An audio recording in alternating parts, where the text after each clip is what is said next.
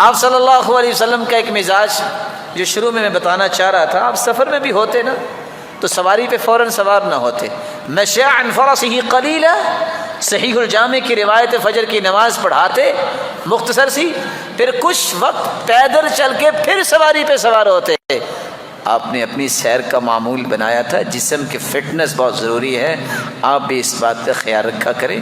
آپ کو اور مجھے بہت ضرورت ہے کہ ہم دین کو اچھے طریقے سے سمجھیں اور پھر اس پہ عمل پیرا ہوں۔ صحت ہوگی تو نماز میں بھی لذت آتی ہے۔ اللہ آپ سب کو ہر قسم کی بیماریوں سے محفوظ فرمائے۔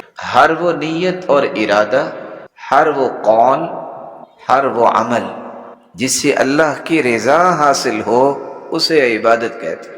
میری اچھی سوچ بھی عبادت ہے، میری اچھی بات بھی عبادت ہے، اور میرا اچھا عمل بھی عبادت ہے۔ سوال یہ ہے کہ یہ اچھی سوچ اور اچھا قول اور اچھا عمل، یہ تو انسان کتنا کو کر سکتا ہے؟ اس پر بھی سمجھیے، دل میں یہ بات بیٹھائیے کہ میری اور آپ کی زندگی کے 24 گھنٹے عبادت بن سکتے ہیں، لیکن کب؟ جب میں اللہ اور اس کے رسول کی اطاعت اور اس کی فرما برداری اور اللہ اور اس کے رسول کے احکامات کی روشنی میں اپنی زندگی کو ترتیب دوں گا تو میرا سونا بھی عبادت بن جائے۔ یہ صرف میں نہیں کہہ رہا، 3 حدیثوں کو سمجھیے جس سے آپ کو یہ بات علم نشرہ ہو جائے گی کہ مومن کو اللہ نے یہ انعام دیا ہے۔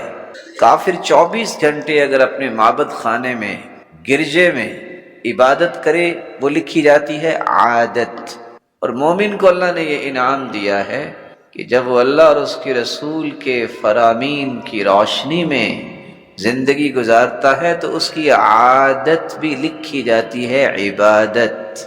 24 گھنٹوں میں 8 گھنٹے لوگ انٹرنیشنل لا کے تحت کام کرتے ہیں، نوکری کرتے ہیں، جو بھی کام کرتے ہیں۔ اب ایک شخص شاپ پہ بیٹھا ہے، ایک شخص انڈسٹریلسٹ ہے، ایک شخص کا تعلق ایجوکیشن کے ساتھ ہے، ایک کا تعلق کسی ادارے کے ساتھ ہے، وہاں کیسے عبادت ہوگی؟ وہاں بھی عبادت ہو سکتی ہے۔ طریقہ کیا ہے؟ نماز پڑھی اللہ کے رسول صلی اللہ علیہ وسلم کے ساتھ صحابہ نے، تو ایک صحابی تیزی سے نکلے تو دوسرے صحابی کہتے ہیں یا لیت لو کان ھذا فی سبیل اللہ، کاش یہ اللہ کی راہ میں اتنی تیزی سے نکلتے۔ آپ نے اس کی کریکشن کی، سنو، صوم و صلات کا یہ پابند ہے، ان کان خرج ھذا یسعى علی اولادہ الصغار فہو فی سبیل اللہ، اگر یہ اپنے بچوں کے لیے حلال لقمہ لینے کے لیے نکلا ہے، نماز پڑھی ہے نا، مومن ہے نا، تو یہ حلال لقمہ لینے کے لیے نکلا ہے تو یہ اللہ کی راہ میں ہی نکلا ہے۔ وَإِن كَانَ خَرَجَ هَذَا يَسْعَى عَلَىٰ أَبَوَيْنِ شَيْخَيْنِ كَبِيرَيْنِ فَهُوَ فِي سَبِيلِ اللَّهِ، اگر اس کے گھر میں بوڑھے والدین ہیں، ان کے لیے توشہ لینے کے لیے گیا ہے تو یہ بھی اللہ کی راہ میں ہی نکلا ہے۔ یہ حدیث پیغام دیتی ہے کہ آپ دنیا کے کسی شعبے میں کام کرتے ہیں، اگر آپ اللہ پر ایمان رکھتے ہیں، صوم و صلات کے پابند ہیں، اور آپ ڈیوٹی پہ جاتے ہیں تو یہ ڈیوٹی پہ صحیح ڈیوٹی کرنا بھی آپ کے لیے عبادت بن جائے۔ وہ 8 گھنٹے زندگی کے انسان جو ہے ہر دن آرام کے رکھتا ہے، کچھ 4 سے 6 گھنٹے سوتا ہے، کچھ اس سے زیادہ بھی سوتے ہوں گے، کچھ کم بھی سوتے ہوں گے۔ یہ نیند بھی آپ عبادت بنا سکتے ہیں، یہ صرف مومن کے لیے انعام ہے، کافر کے لیے نہیں۔ آپ سوچ رہے ہوں گے سویا ہوتا ہے انسان تو پھر تو کوئی کام ہی کوئی نہیں کرتا، تو یہ عبادت کیسے بن گئی؟ حدیث کے الفاظ ہیں، جو شخص اللہ عز و جلال کا ذکر کرتا ہے، اور دوسری روایت میں آتا ہے وضو کرتا ہے، اور تیسری روایت کے الفاظ ہے جب نیت کر کے سوتا ہے کہ یا اللہ میں نے تہجد پڑھنی ہے، مجھے توفیق دینا، نیت کر کے سو جائے، تھکاوٹ تھی، بیدار نہیں ہو سکا، نیند پوری نہیں ہوئی، صبح کی اذان ہو گئی، 2 رکعتیں بھی نہیں پڑھ سکا، اس کی خوبصورت نیت اور اس کی توجہ، اس کا وضو کرنا اور اس کا ذکر و اذکار کرنا اللہ کو اتنا پسند آتا ہے، اس نے پڑھی نہیں تہجد لیکن اس کے نامہ اعمال میں یہ ساری رات کی تہجد لکھ دی جاتی، وہ تو سویا ہوا تھا۔ وَكَانَ نَوْمُهُ صَدَقَةً عَلَيْهِ مِنْ رَبِّهِ عَزَّ وَجَلَّ، اللہ فرماتے میرے فرشتوں لوگ رات کو صدقہ بھی کرتے رہے، یہ سویا رہا، کوئی بات نہیں، میں نہیں سلایا تھا، اچھا یہ 6، 4، 5 یا 7 گھنٹے سویا ہے نا، اس کے نامہ اعمال میں یہ 7 گھنٹے کی نیند بھی بطور صدقہ لکھو، یہ 8 گھنٹے بھی آپ کی عبادت بن گئے۔ صحابی سو رہے تھے، دوسرے صحابی نے اٹھایا، کیا کر رہے ہو؟ کہا ارجو من نومتی ما ارجو من قومتی، جو میں نے بیدار ہو کے کرنا ہے وہ سو کے بھی کر رہا ہوں۔ تو یہ کیا ہوا؟ کہا بیدار ہو کے بھی اللہ کے دین کی سربلندی کے لیے کوشش کرنی ہے، آرام بھی اس لیے کر رہا ہوں کہ قوت کو بحال کروں اور دوبارہ دین کے لیے تیار ہو جاؤں۔ 24 گھنٹوں میں سے بقیہ 8 گھنٹے انسان نجی زندگی گزارتا ہے، بچوں کی پرورش، تعلیم، تربیت، گھر والوں کی ضروریات، خاندان کے ساتھ، تعلق والوں کے ساتھ، وٹ ایور کہ انسان یہ 8 گھنٹے جو گزارتا ہے، اس کو بھی آپ عبادت بنا سکتے ہیں۔ لیکن کیسے؟ حدیث میں آتا ہے ما اطعمت زوجتک فہو لک صدقہ، آپ کو ظاہر اپنے گھر والوں پہ خرچ کرنا پڑے گا نا۔ ما اطعمت ولدک فہو لک صدقہ، اپنے بچوں کی تربیت، ان کی ترقی، ان کی تعلیم پہ خرچ کرو گے۔ ما اطعمت خادمک فہو لک صدقہ، اپنی متحدی میں کام کرنے والوں پہ خرچ کرو گے۔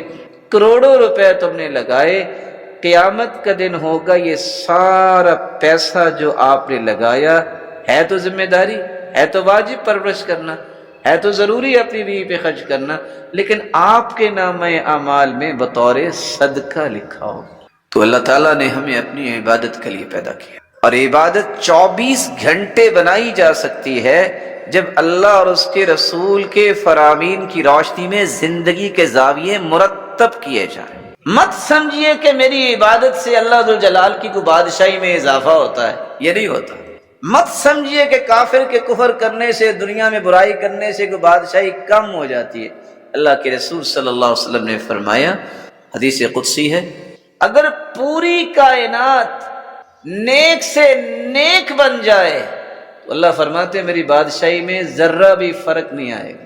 ساری دنیا اگر کافر ہو جائے، فاجر ہو جائے، تو میری بادشاہت میں کوئی کمی نہیں آئے۔ یہ میں اور آپ عبادت کرتے ہیں تو اپنے لیے کرتے ہیں کہ ہم اللہ کے قریب ہونا چاہتے ہیں، اللہ تعالیٰ کے انعامات حاصل کرنا چاہتے ہیں۔ تو پھر سنیے، میری اور آپ کی تخلیق کا مقصد اللہ کی عبادت ہے، اور میری اور آپ کی زندگی کے ہر دن 24 گھنٹے عبادت بن سکتے ہیں جب میں اللہ اور اس کے رسول کے احکامات کی روشنی میں زندگی ترتیب دوں۔ اور تیسرا نقطہ، کوئی بھی عبادت اخلاص کے بغیر اور رسول اللہ صلی اللہ علیہ وسلم کی سنت کے مطابق اگر نہیں تو دھوکہ ہے، جتنا مرضی کوئی کھا لے وہ قبول نہیں ہو۔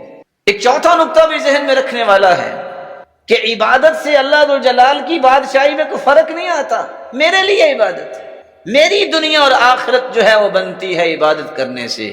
اللہ تعالیٰ ہماری عبادت کا محتاج نہیں ہے، بلکہ حدیث میں آتا ہے کہ ما من 4 اصابع، غور کیجئے گا، 7 آسمان، زمین سے آسمان کا 500 سال کا فاصلہ ہے، اور آسمان کی تھکنس جو ہے وہ 500 سال کی ہے۔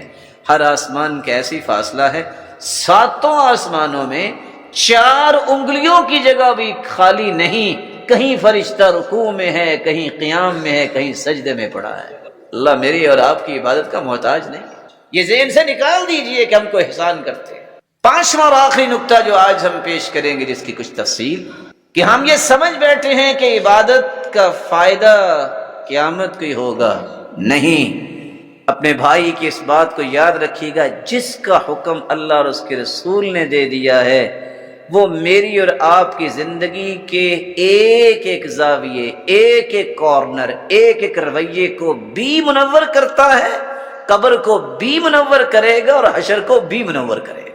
آپ نے سنا کہ عبادت 3 چیزوں کا نام ہے، کوئی بھی نیت اور ارادہ، کوئی بھی قول اور بات اور گفتگو، کوئی بھی عمل اور کردار جس سے اللہ ذوالجلال کی رضا مل جائے، اس کو عبادت کہتے ہیں۔ آئیے میرے ساتھ کچھ وقت گزاریے، سمجھیے کہ میری نیت اور ارادے اور میرے قول اور عمل سے میری دنیا کیسے بنے گی اور آخرت کیسے بنے گی۔ ہم یہ سمجھتے ہیں کہ شاید نیت اچھی ہو تو عمل قبول ہوگا اور جنت میں انعام ملے گا۔ پھر سنیے، نیت خالص ہوگی تو سب سے پہلے دنیا بنے گی، حدیث کے الفاظ من كانت الآخرۃ ہمہ، جس کی نیت یہ ہو کہ میری آخرت سدھر جائے، اللہ 3 انعام فوراً عطا کرتے ہیں، باقی تو قبر اور حشر میں ملیں گے۔ 3 انعام فوراً ملتے ہیں۔ جمع اللہ لہ شملہ، اللہ اس کی زندگی کو مرتب بنا دیتے ہیں۔ یونیک انسان، ہر شخص رش کر رہا ہے، دیکھ رہا ہے کیا کمال کا انسان ہے۔ جمع اللہ لہ شملہ۔ دوسرا انعام جعل غناہ فی قلبہ، ارب روپے کے مالک بھی آپ دیکھیں گے ہلکان ہو رہے ہیں، منہ کھلا ہوتا ہے، رو رہے ہوتے ہیں، شکوے شکایات ہو رہی ہوتی ہیں، لیکن جس نے اپنی نیت کو خالص کر لیا، اللہ غنا سے، امیری سے اس کے دل کو اس طرح بھر دیں گے کہ کبھی اس کی زبان پہ شکوہ شکایت نہیں آئے گا۔ وہ لوگ سمجھتے ہوں گے اس جیسا دنیا میں امیر ہے ہی کوئی۔ تیسرا انعام وَأَتَتْهُ الدُّنْيَا وَهِيَ رَاغِمَةٌ، پچھلے دور میں غلام سواری کو تیار کر کے، لگام ڈال کے مالک کے سامنے لا کے پیش کر دیتا تھا۔ آج بھی ایسے ہی ہوتا ہے، سمجھنے والے سمجھتے ہیں گاڑی تیار ہو کے سامنے آ جاتی ہے۔ اللہ کے رسول کا فرمان ہے جس بندے کی نیت خالص ہو جائے، آخرت کا غم اور فکر دل میں آ جائے، اللہ دنیا کو نکیل ڈال کے اس کے سامنے اس طرح رکھ دیتے ہیں جیسے مالک کے سامنے غلام جو ہے وہ سواری کو تیار کر دیا۔ ایک چھوٹی سی جھلک، یہاں مالدار بھی بیٹھے ہیں، اللہ ان کو سلامت رکھے اور ان کے مال کی حفاظت کرے اور شریروں کی شرارت سے بچائے اور حاسدوں کے حسد سے بچائے۔ بڑے سے بڑا مالدار جو ہے وہ سارے پھل روزانہ نہیں کھا سکتا، ایسا ہی ہے، متفق ہے میرے ساتھ۔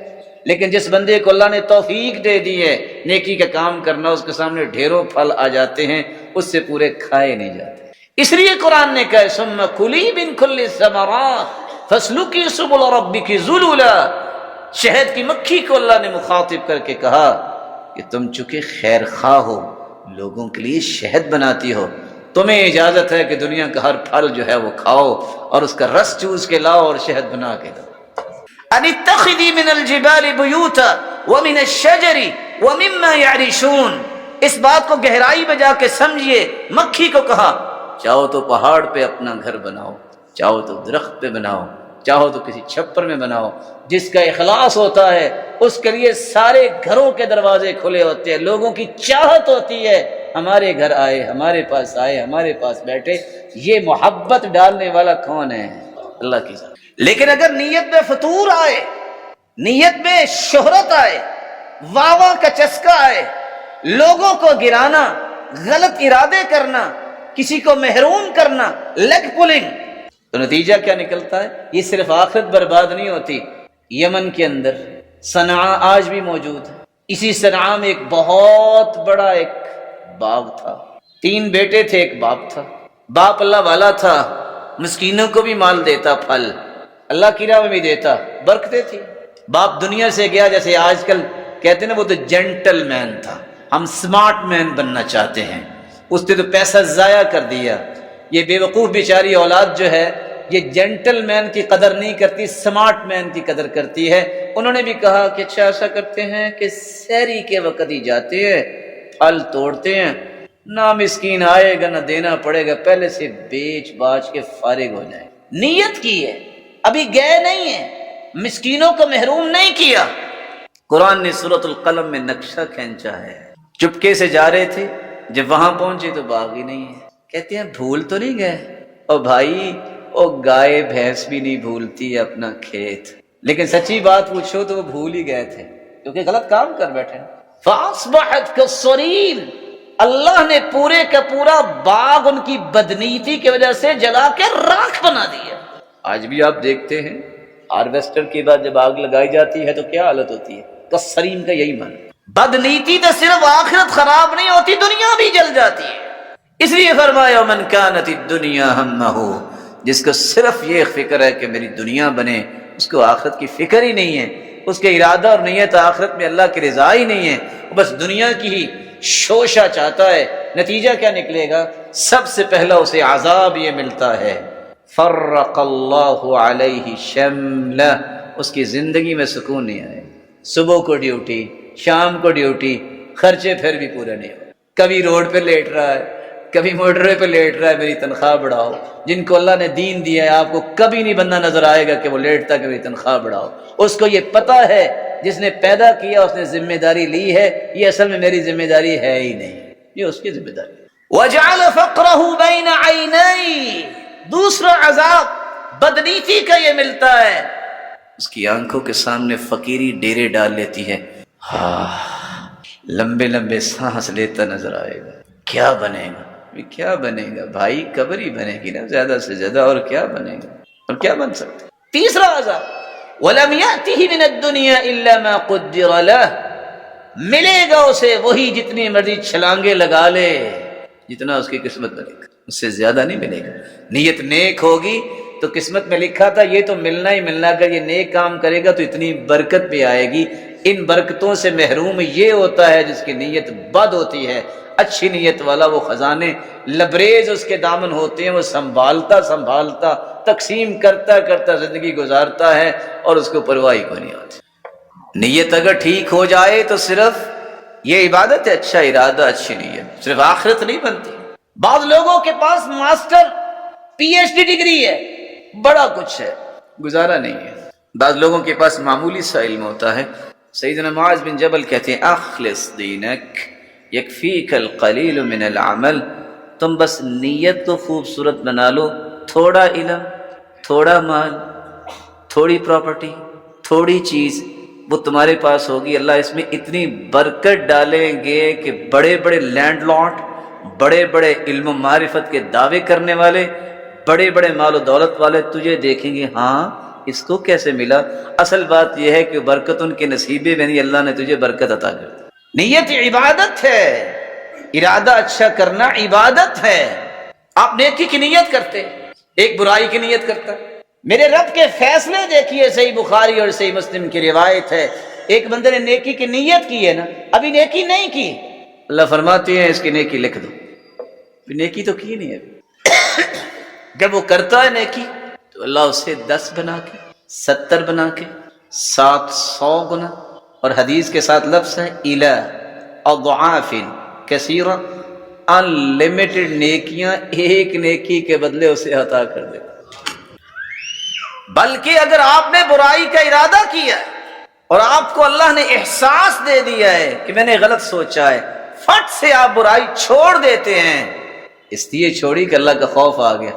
اللہ فرماتے ہیں نیت تو کر بیٹھتا نا برائی سے، اس کو چھوڑیں، واپس آ گیا نا، اس کی بھی نیکی لکھ دیں۔ یہ نیت جو ہے یہ صرف آخرت میں فائدہ نہیں دے گی بلکہ دنیا میں بھی فائدہ دے گی۔ عبادت کا دوسرا زاویہ یہ ہے زبان سے نکلنے والی بات، کلمات، الفاظ، گفتگو، رائے، مشورہ، نظریہ، خیالات، یہ عبادت ہیں، ان کو عبادت کا رخ دیا کرو۔ سلف صالحین کہتے تھے اللہم اجعل، اے اللہ بنا دے، بسمتی عادہ، مسکرانے کو میری عادت بنا دے، وحدیثی عبادہ، میری ہر بات کو عبادت بنا دے، وحیاتی سعادہ، اور میری زندگی کو خوش نصیبی والی زندگی بنا دے، وموتی شہادہ، موت تو آنی ہے لیکن میرے مالک میری موت کو شہادت کی موت بنا دے۔ وہ کیوں کہتے تھے؟ وہ جانتے تھے یہ زندگی کا مقصد ہے، اصل زندگی کا مقصد یہ ہے مجھے اپنے رب کو راضی کرنا، عبادت کرنا۔ میری زبان سے نکلنے والا کلمہ آخرت تو بناتا ہے، دنیا کیسے بناتا ہے؟ اچھا آپ گھر سے نکلے ہیں، کاروبار کے لیے نکلے ہیں، دکان کے لیے نکلے ہیں، اور آپ سمجھ چکے ہیں کہ اگر آپ حلال کمائی کرنے نکلے ہیں، صوم و صلات کے پابند ہیں، تو وہ کیا ہے؟ پھٹے پہ بیٹھنا بھی کیا ہے؟ عبادت۔ میں نے گھر سے نکلتے وقت یہ پڑھا بسم اللہ توکلت علی اللہ ولا حول ولا قوت الا باللہ، 3 جملے۔ اللہ نے 3 انعام تو فوراً دے دیے نا۔ کیا دیا؟ فرشتے کو نگرانی کے لیے بھیج دیا۔ میں دنیا کی بات کروں، آخرت کی نہیں بات۔ شیطان جو ورغلانے کے لیے، نقصان دینے کے لیے، غم دینے کے لیے، چکمہ دینے کے لیے ساتھ ہوتا ہے، دوسرا شیطان اس کو آ کے کہتا ہے قد ہدیہ وکوفیہ ووقیہ، یہ تو ہدایت یافتہ بنا دیا گیا، تیری شر اور شرارت اور وسوسوں سے اس کو بچا لیا گیا، اسے اللہ کافی ہو گیا، آخرت میں نہیں دنیا میں۔ جاؤ کسی اور کے پاس جاؤ، جاؤ کسی اور کے پاس جاؤ، یہ تیرے شکنجے میں آنے والا نہیں ہے۔ جس بندے کو گھر سے نکلنے کے بعد شیطان سے بچا لیا جائے کہ اس سے بڑا خوش نصیب ہے. اللہم انی اعوذ بک ان اضل او اضل او ازل او ازل او اظلم او اظلم علی او اجہل او یجہل علی. یا اللہ میں تیری پناہ میں آتا ہوں، نہ میں کسی کو گمراہ کروں نہ مجھے کوئی گمراہ کرے، نہ میں کسی کو پھسلاؤں نہ کوئی مجھے پھسلائے. میں گھر سے نکل رہا ہوں، نہ میں کسی کے ساتھ بدتمیزی کروں نہ میرے ساتھ کوئی مس بہیو کرے، نہ میں کسی پر ظلم کروں نہ کوئی ظلم کرنے کی جرت کرے. آخرت میں تو فائدہ ہوگا، سنت کے مطابق میں گھر سے نکلا، لیکن یہ دعا پڑھ کے نکلیں آپ بدتمیزی سے بھی محفوظ ہوں گے، لوگ آپ کے ساتھ مس بہیو نہیں کریں گے، ہر شخص آپ کی عزت کرتا نظر آئے گا. کیا یہ دنیا کا کوئی فائدہ نہیں ہے؟ لوگ تو کروڑوں روپے لگاتے ہیں کہ ہمارا نعرہ ہی لگا دے، لوگ پھر بھی نہیں لگاتے، پیسے کھا جاتے ہیں اور پھر بھی نعرہ نہیں لگاتے. اللہ تعالیٰ ایسی خواہش سے بھی بچائے. اصل تعریف وہ ہے، دنیا کو مال دے کے نعرے لوگ لگاتے ہیں، میرے رب کے فیصلے یہ ہیں جو اللہ کو راضی کرتا ہے. اللہ ذوالجلال کے